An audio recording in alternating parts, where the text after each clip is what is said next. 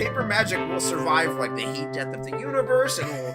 Oh, it's a smuggler's copter. Would you like to crew this? And then it crashes because they don't understand arithmetic. All your cards belong to me. 2 minutes into macing him in the eyeballs, I switched to pepper spray. He's like, it's all right, refreshing. And went back to the mace. Magic is dying. I'm done. Selling everything. I might be a hoarder. And yes, I don't have the crayons or glue to explain this to you right now. What, are you gonna die twice? Oil will be worthless before magic cards will. Well, okay, Dr. Man. That's Mr. Dr. Professor Jason. Hello, everybody, and welcome back to a very special episode of Brainstorm Brewery. Now, I know we call every episode special, but I'm pretty sure that this one actually takes the cake for the most special. I called this the biggest interview, one of the biggest interviews I've ever done in my life, probably the biggest interview I've ever done in my life. He prepped for this interview for 20 minutes. 20 minutes. Yes, we Jason and I, we put our heads together. We came up with everything that we wanted to talk to this guest about magic. And our guest today is Lucas Kunce, the Democratic senatorial candidate from Missouri, and someone who plays magic for a lot longer than I have. I mean, you can compare uncut sheets behind us. So, Lucas, welcome to the show. Yeah, thanks, guys. Appreciate you having me. So, what do you got there, man? Let's hear it. Yeah, well, this is the apology War the Spark uncut sheets. So, I don't know if you're familiar with that one. One of the few of those in cardboard tubes in the background. One of the first times one of the first times they did a direct-to-consumer mailing. It went very poorly, and as a result, they ended up sending everybody an uncut sheet of or War a the clipped Spark. toothbrush. Or a toothbrush. But then most of the sheets arrived damaged as well. So I actually have another one that's a little worse off than that one in the garage. So that's how I got mine. But yeah, look, Lucas, you have the really cool one. And I have to say, the first time I ever saw an interview with you, it was the magic uncut sheet in the background that drew me in when I saw it on television. So, oh, cool. Well, I put them up there on purpose. I love it. It's kind of like an Easter egg for people who are in the know, and I love it when people see them.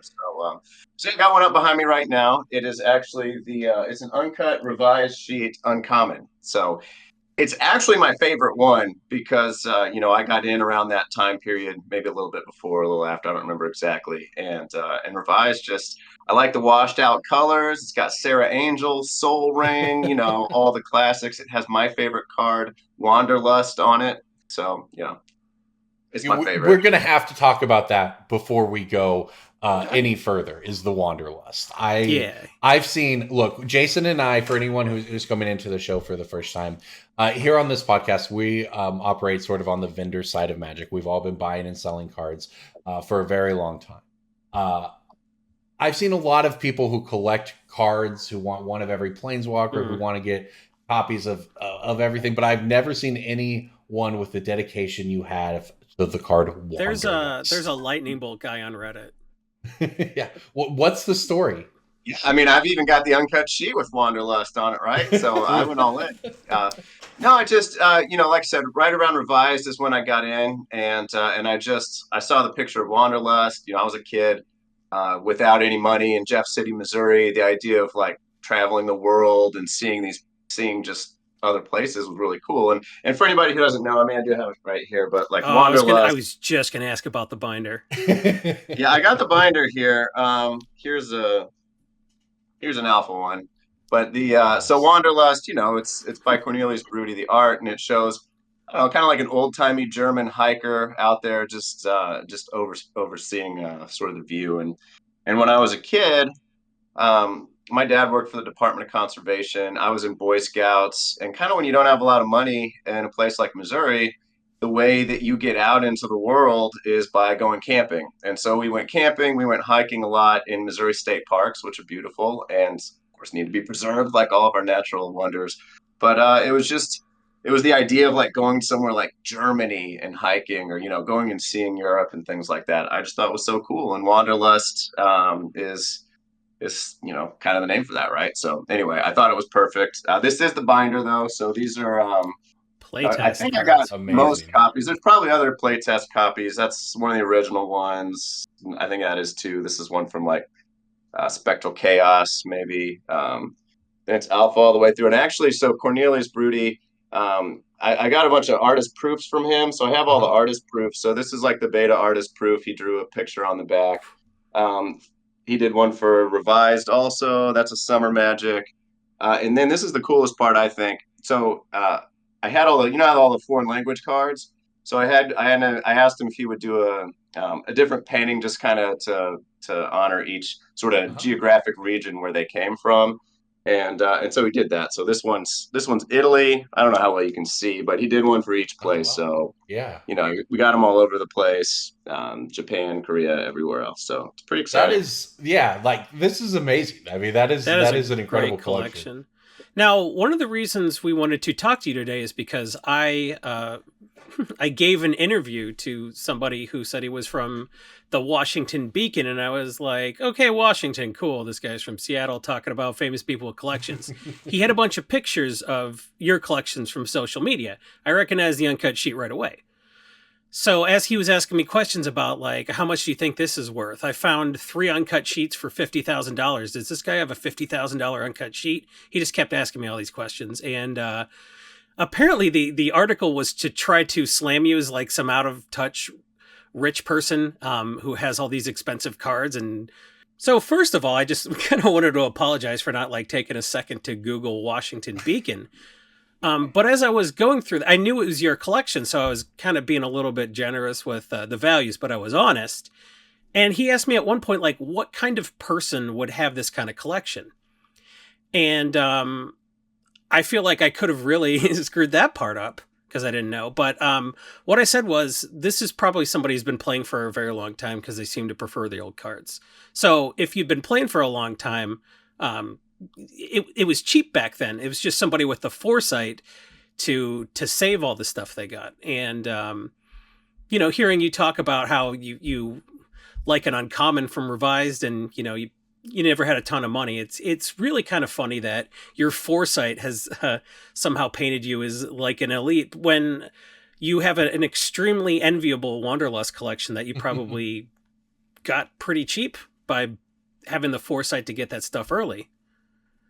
Yeah, I mean, I don't know if you call it foresight or just dumb luck, I mean, I like baseball cards in the 90s too, leading up to when Magic came out. And, you can still buy packs of 92 score for 50 cents down at the antique mall. So for me, it's just, I really like this game. In middle school, I was exceedingly uncool. And, a bunch of us nerds would get together and we'd play Magic. And I just thought that it was so great. One of my friend's older brothers introduced it to us. And so I just have a love for the game and for the cards of that era. And, the reason I collected things, sometimes it worked out, sometimes it didn't, right? But it was never really, I would never give myself credit for foresight. Like Wanderlust, I liked the picture and I liked the idea of it. So I went deep on it. That shows commitment, though. That's true. Right? Revised duels. I got all of them because I like the fact they got the little spiral text box, and back then they were like $4 a piece, and so you can get like 3 each time you mowed a lawn back then. And I'd get on my bicycle, I'd ride it downtown and buy dual lands. That's literally what I did. I'd mow a lawn, I'd get on my bicycle, I'd ride downtown, and I'd buy the dual lands that I wanted. And so I started with Taiga because I thought that one had the coolest picture, and then went from there.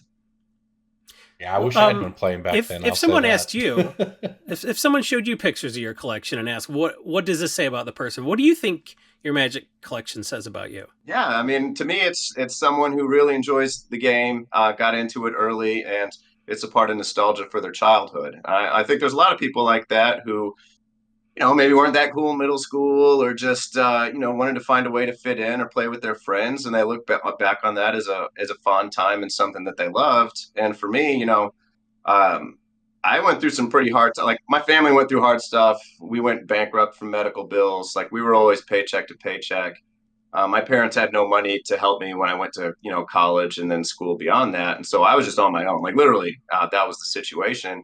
And I always tried not to sell any Magic cards. And so the way I would do it, though, like so many people who've ever played Magic, right? Like you got to sell the asset when you got to survive. And so for me, there were some things I would never sell, but I definitely sold a pure mint condition Alpha Ancestral Recall for like $700 in 06.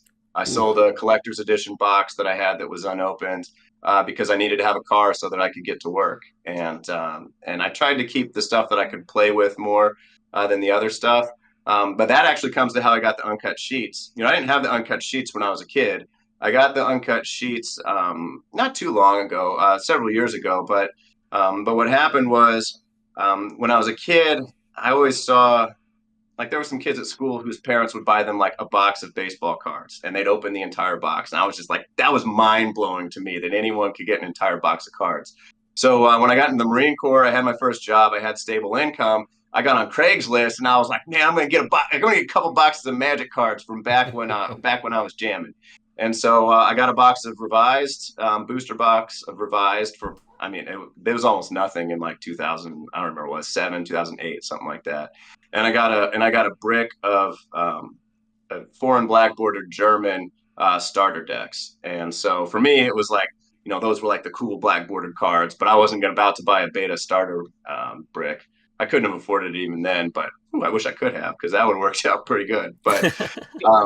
And so then I traded those for uncut sheets, because I went to a store where they had actually a beta uncut rare sheet on the wall, one of the old like artist proof rare sheets. And I was like, oh, that's really cool. And so I just kind of got on the internet, and I think this must have been before the War of the Spark ones came out. I don't really know when War of the Spark came out, but it wasn't like a thing at the time. So there weren't there weren't people all over the place. You had to actually look pretty hard to find them. This is much more recent, right? This is probably like 5 years ago or something.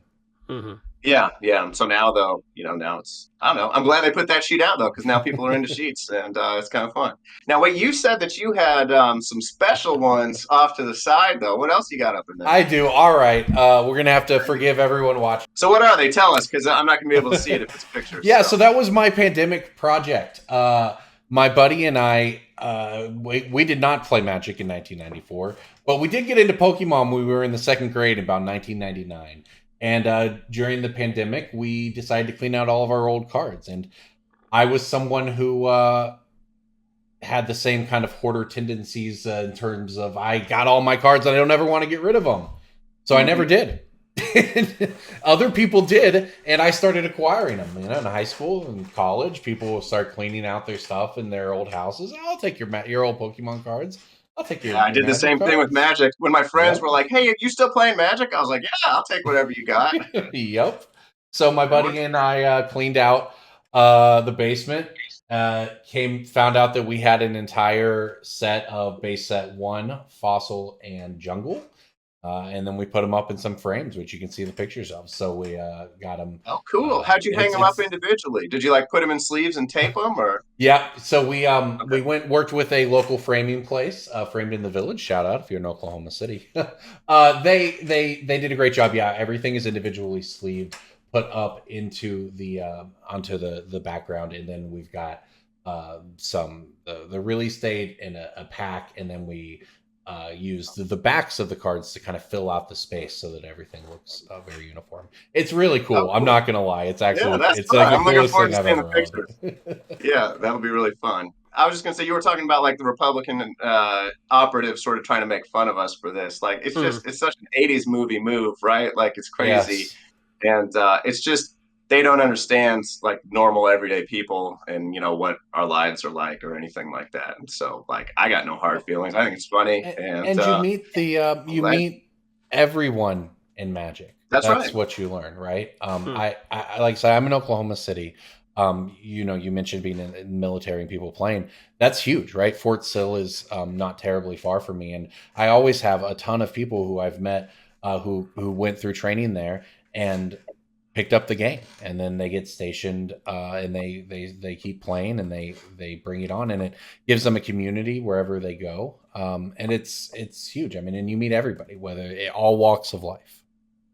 That's right. I mean, we had a box of Theros in Afghanistan when I was there, and we would draft it, shuffle it back up, draft it, shuffle it back up. It was it was a good thing to do when you were pretty busy doing other stuff. Yeah, so tell people, for people who don't know, you guys started on Magic when you were very young, but you've had quite the career after that.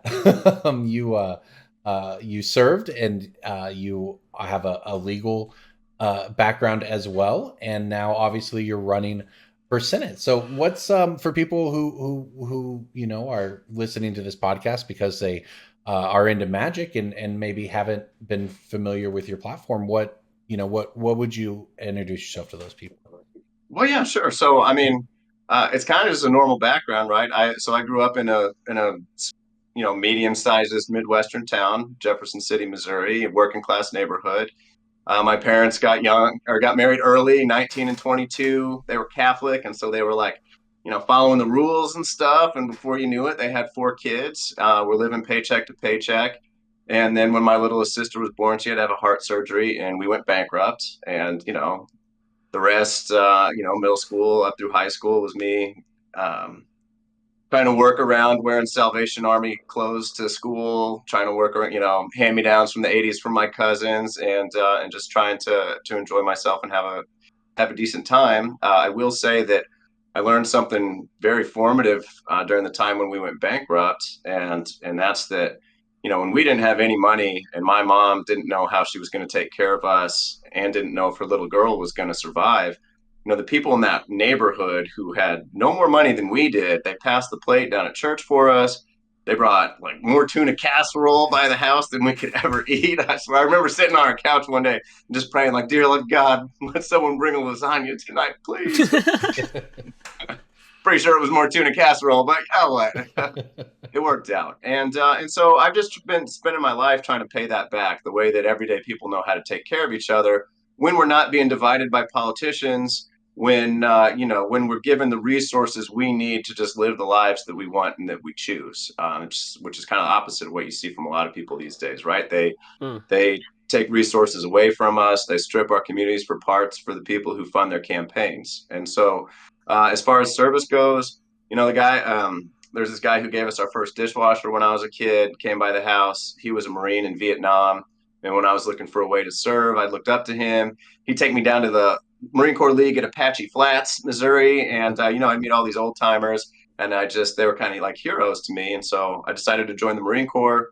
I deployed to Iraq, where I led a police training team. So it was me, Navy corpsmen, 12 Marines running missions all around central Iraq, dodging IEDs, just trying to come home safe, train the Iraqi police.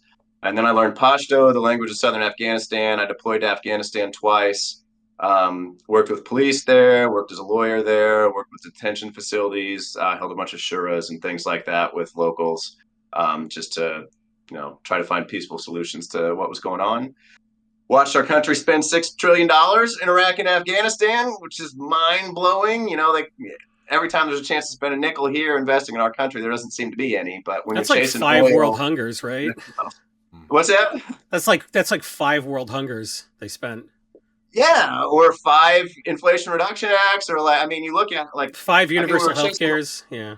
When we were chasing oil in Iraq, for less money than we spent over there, we could have had an entirely renewable electric grid that's fully functional, and we'd be in charge of the world's energy, right? We'd be exporting it. We wouldn't be worried about Russia invading Ukraine because they wouldn't, Western Europe wouldn't have been funding Russia's war machine by buying all the natural gas. There's just so many things that we could have done, and we just make terrible decisions. You were talking about foresight earlier. Talk about lack of foresight. It's truly unbelievable. And part of the problem is who funds their campaigns. And the other part is that they just don't know how everybody else lives. And so they don't do things. They don't make decisions for us. And so, I'm running this campaign, trying to do it different. I take no corporate PAC money, no federal lobbyist money, no big fossil fuel executive money, no big pharma executive money. Because the only people I ever want to owe are folks like those in my old neighborhood who took care of me. And so, it's been successful, though. Everybody at the beginning, they were like, well, that's stupid. You can't run a campaign like that. But last quarter, we raised over $1 million, which is 3 times what Hawley raised. And we did it with an average donation of $30. So, I just want to stay true to my roots. I want to do things differently because I think our country and all of us who live here deserve better than what we've been getting. Well, if you're watching this and you have $30, we're going to put a link to donate to the campaign in the show notes and whatever it's called on YouTube. I think, look, everything you're talking about there certainly rings true for us as well. It's interesting, when we when people hear that you were a lawyer with the Marines, first thing that came to mind was the Tom Cruise movie. But you were oh yeah, Risky Business. Oh yeah, that one, yeah. Oh, a few good men, I believe. But no, I mean, instead you've got a lot of experience with the not just culture, but the human beings across the world in the same way that not in the same way, but in a similar way. I think that in Magic, you meet a lot of people who you would have never met. And Magic is both, we talk about it being an expensive hobby, but it's also something that I know people who have, been barely scraping by have a very small collection, and it's what gets them through in their apartment that they can't afford, internet. That's right, man. I mean, it's what got my collection got me through when I was barely scraping by, and I had to sell pieces of it. All three of us. Corbin had the foresight to get, fetch lands when they were cheap, and he needed a fridge more than he needed a binder full of fetch lands. And like watching the price go up, like $100 on Scalding Tarn probably hurt a little bit. I know you're feeling the same way about, your minty ancestral, but at the same time, our needs are real. Like Maslow wouldn't say, hey, at the very base of the pyramid is really minty power 9. That's right. You got to have them, man. You got to draw those. You got to draw 3. And I think that's what's great about Magic. We tell people, this podcast isn't about getting rich speculating on Magic the Gathering. It's about how people can play the game for less by buying at the right time and selling at the right time. And it sounds like you did both. And even if it wasn't the right time to sell that stuff, it was when you needed it. And it's great to have a hobby where you can mow some lawns in 1994 and get out of a huge jam in 2006. I really love that about the game. Yeah, that's true. That is kind of a fun way to put it. I mean, it really was mowing some lawns that was probably 95, but still mowing some lawns in the mid 90s saved the future me in a really tough time. So. Well, I know you said you still prefer those older cards. Do you play much Magic these days? Obviously, you have just a little bit else going on in your life, but what does your relationship with Magic look like these days? Because I want to be clear to everybody, if it wasn't clear from the Wanderlust collection, this is not someone who plays Magic. This is a Magic player. That's probably the best way to put it. Oh, you guys are being sweet now. Well, hey, that collection is incredible. Like I said, I've seen some wild stuff in Magic, and that is I might have given a different interview if I'd seen that Wanderlust binder. Well, you got to Wanderlust misprints, old art out there, hit me up.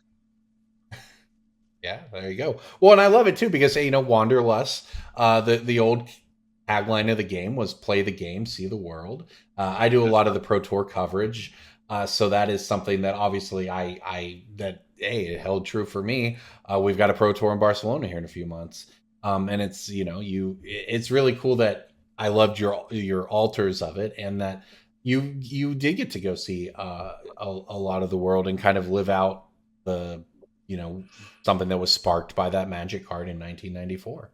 That's right. And actually, we can take this full circle with Barcelona. So the first place I ever took myself to outside of the country was Barcelona, freshman year of college. And in order to pay for it, I did not sell Magic cards, but I went down to the VA and let them experiment with me over and over and over again. So, I'd take Valium and propranolol. They put me in this black room and electrocuted me. And, I walked out with $400.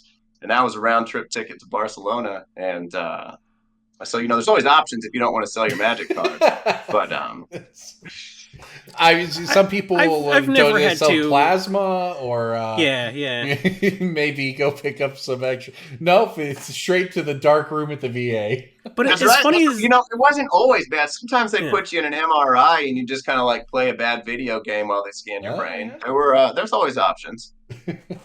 You don't get as much if it doesn't hurt, though. I will tell you that. Jeez. And that's the economic reality for a lot of people, I think, having to, Our policymakers don't understand that. They don't understand what it's like to live on the edge in the way that, a lot of us have to scrape a lot of the time. Yeah, I mean, if we want to talk a little more about that, I mean, what, hopefully people who are listening to this, if they didn't before, are getting a chance to know you. What would you say your campaign about? Yeah, so the first thing is we got to end the corruption in government. So the way that campaigns get funded is terrible, and it truly leads to people who come in with the right ideas turning bad or slowly compromising themselves out of decency in order to move to that next spot.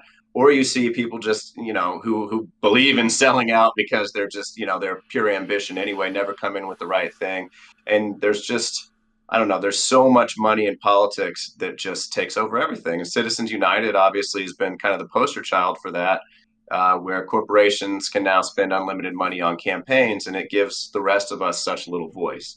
And it's true. Like campaigns are about money in America. Like you have to read. You can't if you're trying to run a statewide campaign somewhere like Missouri. I mean, you're talking about 3 million votes being cast. You can't go shake everybody's hand. You have to be able to use media to get your story out there, and you can get drowned by enough dollars. I mean, people just make stuff up, right, if they want to, and so that's one of the things that I hate the most. And so I don't think corporate PACs should exist. I think they should be abolished. I don't think people should take money from them. I don't think that members of Congress should be able to have a stock portfolio, like period, no stock portfolio, because they make decisions based on their portfolio rather than what's in all of our best interests. So, you see a House antitrust subcommittee hearing on big tech companies, and you see half the people have huge big tech stock portfolios. Like, what do you think their decision's going to be, right? Same with defense contractors. And so, I was at the Pentagon. I saw the way these monopoly defense contractors just basically steal from taxpayers. They give us bad equipment. They vertically foreclose and buy out small businesses just to destroy them so that they don't have to compete. And there's very few, if anybody, in these committees like Senate Armed Services or House Armed Services who don't own defense contractor stocks and are like already bought in with these companies, right? They're not just bought off, but they're bought in. And so for me, we have to go back just to the real basics so that everyday people get the representation they deserve. So, corruption's a big one. For me, having a competitive economy is important. I mentioned the defense contractor monopolies. Well, you see it with big pharmaceutical companies. You see it with big tech companies. You see a lot of small business. We got fewer small businesses than ever before, and that's because we have a non-competitive economy. You don't have access to the banking industry. You don't have access to capital or markets. So that's a very important one for me. And the last one's just investing. Yeah, and the last one is just investing in our communities again, right? Like I saw us spend those trillions of dollars overseas, and that old neighborhood where I grew up, where people had enough to take care of each other, they don't have enough to take care of each other anymore. The first house I lived in is an empty lot right now. It fell down. It crumbled when I was in Afghanistan. The one I joined the Marine Corps out of's got no windows in it. The corner store was shut down and boarded up because it's been robbed so many times they can't get insurance for it. And when it did finally reopen, a place where we used to go and get stuff as kids is now a smoke shop, right? So all the kids, when they're walking somewhere, instead of just buying what they need, they're seeing it's just a case of Juul vapes and things like that, which exposes them to things that they shouldn't be exposed to that early and doesn't give them the same opportunities. And so I just, I'm tired of it. The next thing that's going to come in there, like always comes into our neighborhoods, is going to be a payday loan center, right? Like it's just like this is the type of stuff that comes in, and it's because we're not making investments in our communities. We're not making sure that money gets invested back in them. We let them fall apart, and we let these big donors. I call it stripping our communities for parts because another thing I did as a kid was the only way my car would move is if I got my Haynes manual and my set of Walmart tools, figured out what the problem was, and fixed it myself, right? And so you go to a junkyard and you'd strip cars for parts there. Well, that's how they're treating our communities, and it's just it's shameful. It is. And how do we convince the people that live in these communities to vote in their own self-interest? I think you got a lot of people upset with the sort of the corruption you see. And in Missouri's a unique state. People are surprised at what we've passed on ballot measures over the past couple of years. But like everybody out in sort of the coastal areas who's like, fighting for a $15 minimum wage or has it and so proud of it, they look down at Missouri. But Missouri, we increased our minimum wage $5 over the federal level on ballot measure a little while ago. We passed medical and then recreational marijuana on ballot measure. We overturned the anti-union right to work 68% to 32%. Like we're talking about big numbers on these things. And, for me, the ability to join a union and to bargain against these massive corporations that own our politicians, like that's the only way everyday people can get power again, is if we have collective bargaining power. And so, big pro-union state, expanded Medicaid here. Like, people want healthcare. We expanded Medicaid on a ballot initiative too. And so what we have, I think, right now is just this perfect sort of conflux of a populist state that's fairly interested in actually voting in their self-interest, and a guy that literally nobody believes cares about them in the entire world, and that's Josh Hawley, right? I mean, the guy is very fake. He only cares about his own power. He comes across kind of creepy. I mean, he just wrote a book on manhood, like saying that the only way to be a man is to be more like him. Like, it's just weird. Like, whether you're a Democrat or Republican, like, that stuff's kind of crazy. And so, he's unpopular here. He's the only statewide Republican whose disapproval rating is higher than his approval rating, and it's for a good reason, right? I mean, he was funded by billionaires when he started, and now he's trying to be a culture warrior, but he has no credibility on really anything. And so that's kind of, we're in a situation where everyday folks can see that. They know where I came from. We're going to be able to get the message out. I mean, that's why we're raising money, so we can say, look, this is finally your opportunity to get someone who hasn't taken all that money from the wrong people, who understands what it's like to struggle, right? To sell his things in order to make it, to work at, at Subway. I mean, I was a sandwich artist at Subway, right? Like, this is my background. And I think it's going to be inspiring, and I'm happy to be the person who gets out there and gets that message out so people can have an alternative. Well, I love that you have the optimism, the fight. It's really easy to get caught up in the the doom scrolling, especially it's Jason and I work in Magic Media. We are by requirement terminally online, and it can be very easy. Less dangerous, guys. Hope you're doing okay. I don't read the comments and stuff. It's too much. I mean, sometimes on a fun thing, but well, right now on Twitter, hockey playoffs are drowning out all the climate alarmism. So my mental health is better now. We got a hockey fan here, huh? I was a Blackhawks fan forever, so you're probably not going to want to hear that. I'm on the Kraken bandwagon. I assume you're a St. Louis Blues guy. Did I? I am a Blues guy. I'm not super heavy into hockey though. It's more like baseball and football out here. So I live right next to Kansas City, so I'm in Independence, home of Harry Truman, by the way. Nice. But yeah, so I'm out here in Independence. Although, Patrick Mahomes, our NFL quarterback, just said that he thinks the Arizona Coyotes should move to Kansas City because they're struggling a little bit and might need somewhere to go. So maybe we can make that happen. Yeah, that name's been bandied around a lot. I know Canada would love to have another team. Quebec City would love a team back, but Kansas City would be a great place. And they have a winning sports tradition in that town, I would say. I mean, outside. Well, sorry, I don't want to hurt anyone's feelings here. Sorry, Lucas. We won the World Series less than 10 years ago. I don't want to hear it. There was a year. I remember that year. That was a great run. No, we were like back World Series there. It's a great thing about baseball is that money does not buy titles. You need a salary cap in baseball. And then so while we're on the topic, then I guess, what do you think about, like, this is off topic for Magic or politics, but what do you think about the baseball changes if you're a fan of the team? Well, I think it's great. I mean, I like the games moving along faster. Although it's funny because the first game I went to this year, I took my kids to a Cardinals game. We were in St. Louis. And we budgeted for like 2.5 hours, but then the Cardinals scored 14 runs. And nice. When you got a 14-run game, no matter how short your pitch clock is, you're going to have a 3-hour game. So it ended up going that way. But but it was fun. I thought it moved things along nicely. It was interesting because it was still kind of early in the year, though, and you could definitely see people weren't quite used to it yet. I don't mean fans, but players, Yes. So, well, it's really fascinating to watch. The Cardinals, actually, the first stadium I went to as a kid, and we took my is it really son. The old Busch Stadium was your first one? It was, nice. And we took my oldest son. His first game was a Cardinals game, probably 3 or 4 years ago now. That was pretty. Hey, Corbin, I hate to embarrass you on the cast, but the Cardinals are a football team. Good point. Good point, Jason. Good point. I'm embarrassed of what my son's first baseball game was. So it wasn't the Detroit Tigers, so no, I'd love the Tigers. You're ahead of me in that regard. The Tigers are cool, man. Oh, they're cool now, yeah.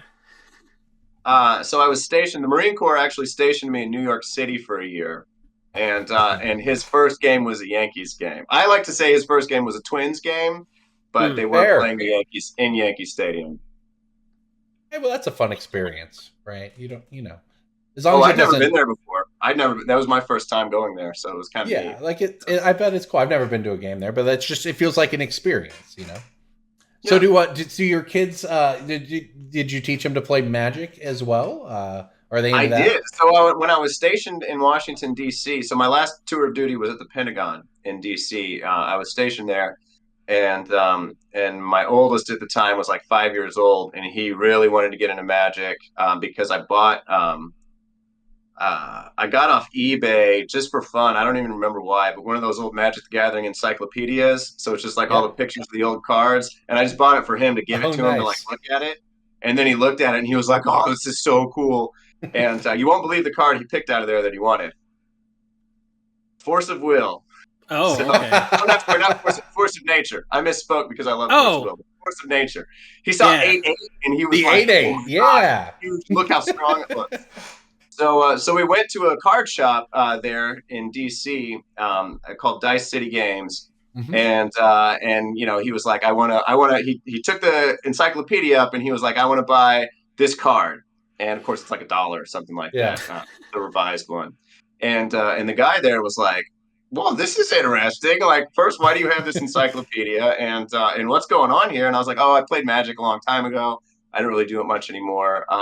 Well, he was like, well, we do this thing called old school here. So maybe you've got the cards that you could put together old school.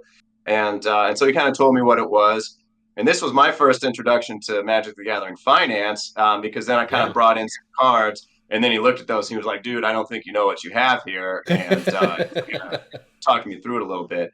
And so then we played some old school. Like my kid played a tournament with me. We kind of played together there for old school, and that was fun. And so he does know how to play. We play at the coffee table quite a bit with just old school cards. Basically, we don't have any of the new ones, at least not very new. I have some from like college and a little later, but I just keep them with like revised and earlier because it's easier for me. I love that. It's funny that you mention old school, actually. So we watched the interview you gave with our good friend Shivam Bhatt. Shout out Shivam. Go buy his shirts on Coalesce and support Shivam by using the gift code Brainstorm Brewery at checkout.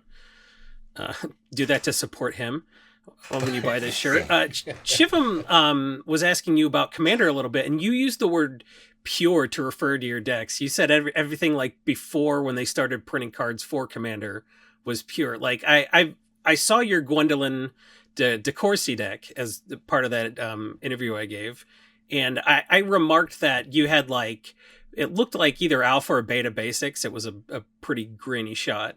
A lot of old school stuff. You have a Legends Commander. Like I like that you use the word pure because the experience I'm trying to recapture of the very early days of when I was playing EDH, when you could put a Force of Nature in a deck, credibly. And now it's like the format's gotten a turn faster and everybody's got I can't run 2-mana removal. It's too slow for the format. There's a desire for something called pre-DH or pre-EDH, where people just want to play the stuff when EDH was like a happy accident, when it was a dumb bulk rare format. And I feel like you feel the same way because, you could have put new cards in your EDH deck, but it seemed like everything was, pre-DH already. So it was funny to hear you to say that was the experience you wanted, because there's a growing desire for that in the format. Well, for me, it's just that like the vast majority of my cards are pre-95 or like 95. It's basically alliances and earlier. So I didn't even really play Mirage. I stopped from Mirage through like, I don't remember when, maybe Mirrodin, and then I drafted Mirrodin in college, and then maybe I like drafted Zendikar in the military, and then Theros or something like that. So like I have very big gaps in there. And some real highs and some real lows there, I have to say. Mirrodin, I don't know if you liked it, but that's historically one of the worst times in Magic history in terms of like the game, the cards breaking the game. Theros was whatever, I'm but sure that's Zendikar was true. great. We just drafted in college though with it, so Yeah. I didn't really ever get into it enough to play constructed, because constructed, just like to keep up with the sort of the standard stats, I didn't have the financial resources to ever do that.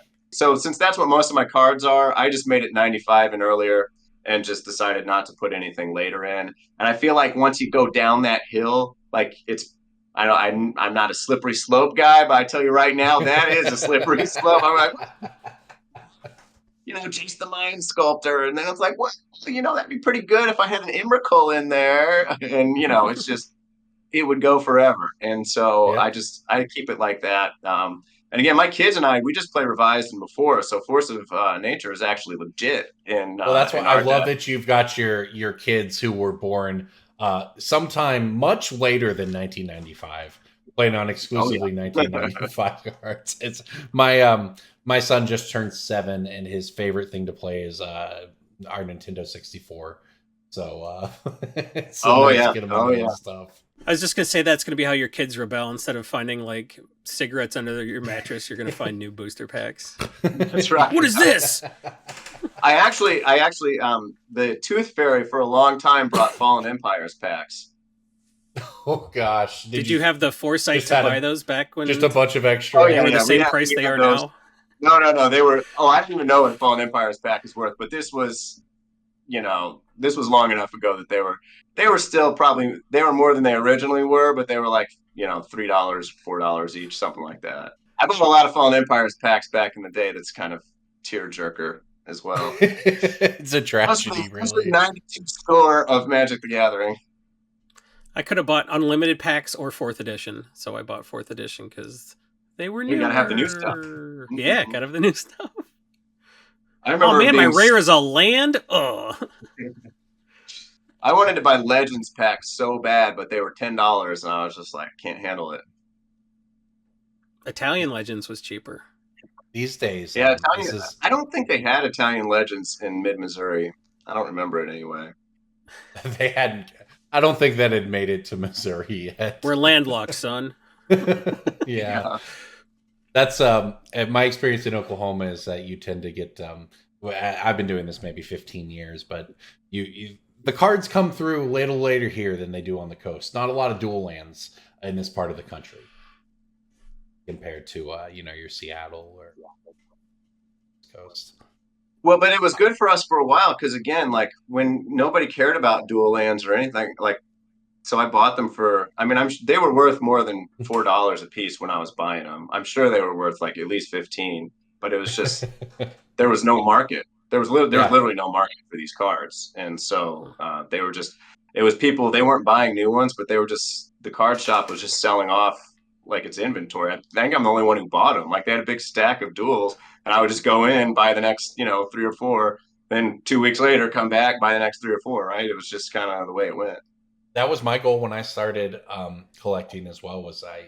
That was sort of my end goals. I want to have a play set of duels to play Legacy. And same story. I mean, they weren't $15 when I was doing it, but they weren't $500 either. So yeah. What made you stick with Magic for so long? What made you hang on to the stuff you hung on to? I mean, first of all, it's a great game. I mean, it really is a great game. It's it's well designed. There's so many different things you can do. I think it was that I had friends who played. I think it's that there were online options. So, I would sometimes dabble in Magic Online, especially when the Masters Edition sets would come out. Now they've got Arena, and so I can play kind of with the new cards without having to buy them. So I do Arena now, a decent amount. And then I do think that EDH was huge for people like me because even though my deck sucks compared to all these fancy EDH decks, I can still go play. And when it's a 4-player game and you're playing, Alopile and stuff like that, people aren't going to go after you. So you actually still have a chance. Yeah. You're even an underdog when you play Magic. That's great. Yeah, but it's sneaky because like I told Shivam, I put in infinite mana combos that people don't realize are coming. So, you get the old Basalt Monolith power artifact, and then suddenly everybody gets fired for lethal, and it's a true shocker.